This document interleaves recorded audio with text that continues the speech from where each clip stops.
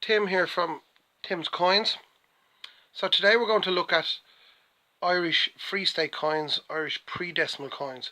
The pre-decimal coin or Free State coin ran from 1928 to 1968. I'll just give you a little small bit of history. I'm not going to bore you to tears with it. In 1926 there was a committee formed chaired by the poet W.B. Yeats, and their job was to invite international artists, coin designers if you like, to submit designs based on the animals that you see in front of you. And in 1927 Percy Metcalfe, the English artist, won the competition to design the Irish coinage. Now he was given the layout of what animals was to be used, and this is what he came up with. The Irish half crown had the hunter horse, which was agricultural at its best. Horses were being used in the field and for leisure. The salmon on the florin, which would represent fisheries, and also it sort of stems back to sort of old mythology here of the salmon of knowledge. The bull on the shilling, which would have been representative of the cattle breeding in Ireland of the time. The Irish wolfhound, need I say more, it's the Irish wolfhound. The hare, which would have been quite commonly seen, you don't see as many of them around here now as you used to, and would have been used as meat for the table. The hen with a clutch of chicks, again farmyard. The sow and a litter of pigs, which would have been again agriculture, the breeding of pigs and for sale and meat obviously. And the woodcock, which would have been a staple diet of many rural households around Ireland at the time. So this was the format of the 1928 coins. You have the Irish harp, the date either side of it, a Salter Éireann, which is Free State, Irish Free State. And that was on the coins right up until 1937. And in 1938 the format was changed on the coins to read Éireann and the date on this side. So there was only one coin or two coins minted in 1938 to see what the new format would look like, and that was 1938 pennies. Now there's only two of them. There's one in a museum and one in private hands, and they are an extremely rare, unique coin. So we might have a chat about that at a later date. So 1928, the half crown and the florin and the shilling had 0.75 silver, so they were 75% silver, and that ran until 1942. But in actually 1943 there was half crowns minted and florins minted, but they were recalled because of the silver shortages during the war.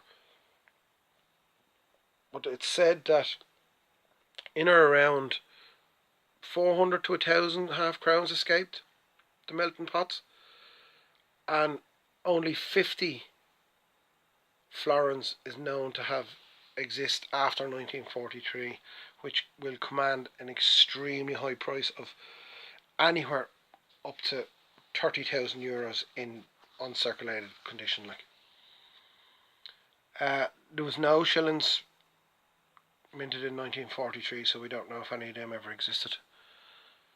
So, and that's when the silver content was taken out of the Irish top three coins, and they were then moved on to copper nickel, which was just a copper and nickel alloy mix to make these guys. after 1943. So actually it was starting in 1951. So it was. So let's just have a little closer look at these guys. So we'll just zoom in here. So that's an uncirculated 1964. I have some. I'll just. This is a 1928 half crown. It's in nice enough condition now for collecting. It's not in the best of condition, so it's not. But that's a silver coin. I'll just see, can I find you a silver 42 half crown? Yes, here we go. Just pop it out of its case here. So here we go. So that's a 1942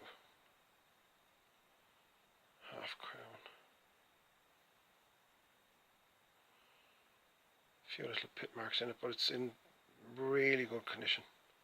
So that's 0.75 silver. Nice coin. And actually one of my first coins many moons ago. So just put him there. So the mintage of these coins was there was 2.1, little over 2.1 million half crowns. There was a little over 2 million florins, 2.7 million shillings, 3.2 million sixties or sixpence, 1.5 million threepence, 9 million pennies. There was 2.8 million halfpennies and 300,000 farthings in 1928 minted. So it wasn't major numbers, wasn't huge numbers. I mean, if you consider the mintage numbers of the UK, which ran into 80, 90, even 100 million for the small coppers. So they weren't, so in good condition, even the pennies can be worth collecting. Like, they're lovely coins. And the pennies had their own little flaws in them.